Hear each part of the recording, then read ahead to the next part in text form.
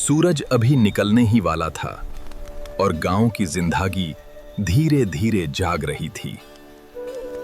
मिट्टी की सोंधी खुशबू और जानवरों की आवाजें एक नए दिन की शुरुआत का एहसास दिला रही थी।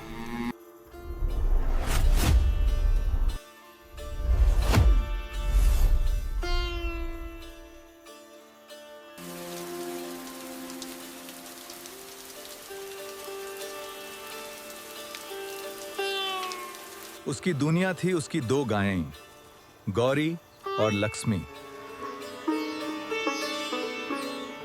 छोटी सी जमीन थी, लेकिन सपने आसमान से बादे। गांव के किसान दिन रात मेहनत करते, लेकिन बदले में मिलती सिर्फ ठाका। रमचारन उन्हें देखता और हर रोज एक नया ख्वाब बुनता। एक दिन मैं इस गांव में मशीन लाऊंगा,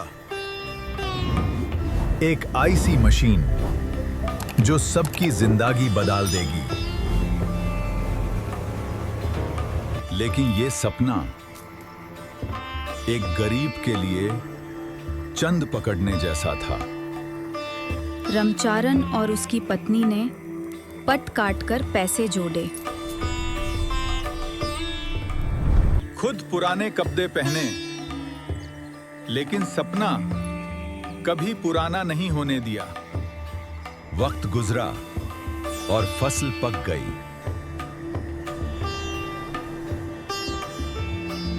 गांव खुश था, लेकिन रमचारन के दिल में बेचैनी थी।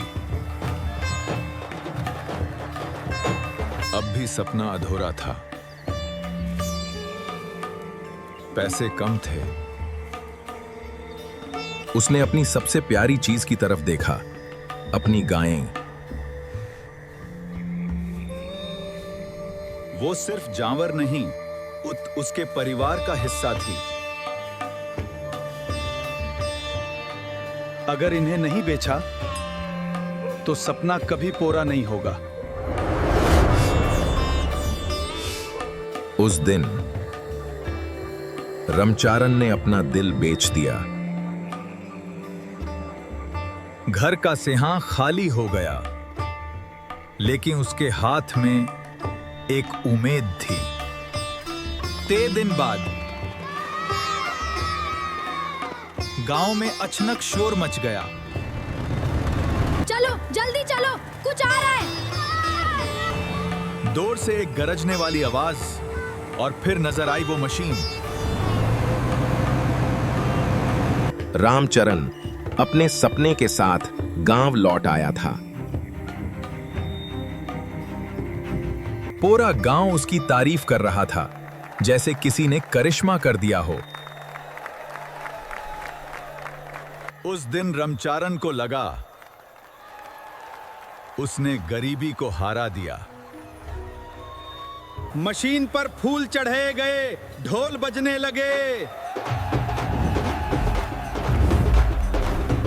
मिठाई बांटी गई और खुशी हर घर तक पहुंच गई।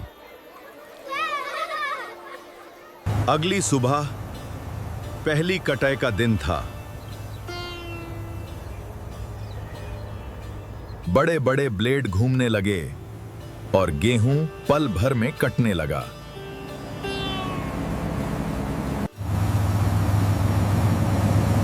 मशीन की गराज पूरे खेत में गूंज रही थी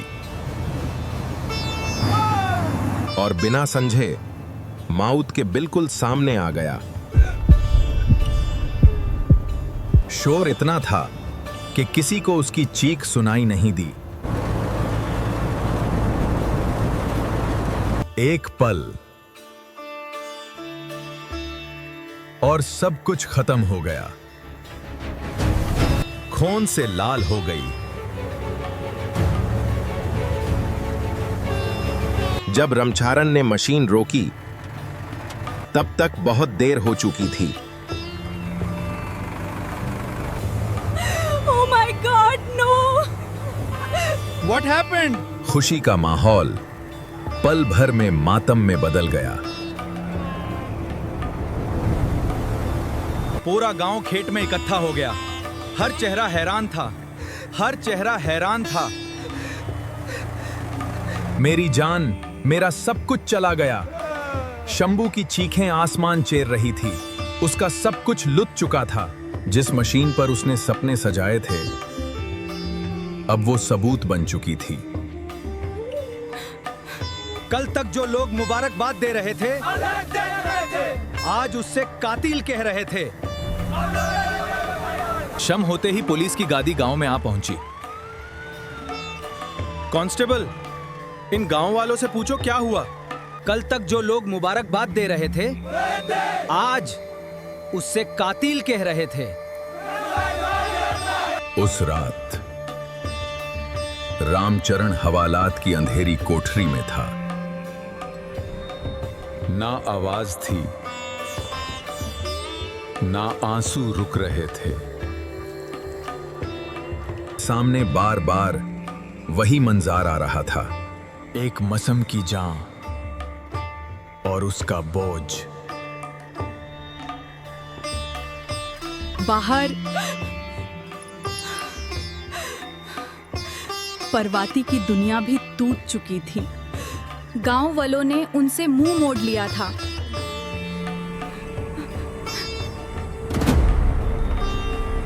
एक दिन परवाती ने एक मुश्किल फैसला लिया। वो शंभू की बीवी के पैरों में गिर पड़ी।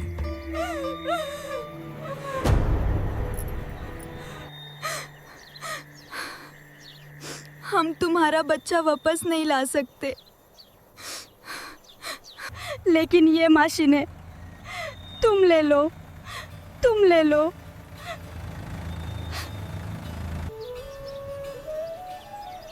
गुस्सा अब दर्द में बदल चुका था। आखिरकार एक फैसला हुआ और कहानी ने नया मोड़ ले लिया। रमचारण जेल से बाहर तो आ गया, लेकिन वो अब पहले जैसा नहीं रहा।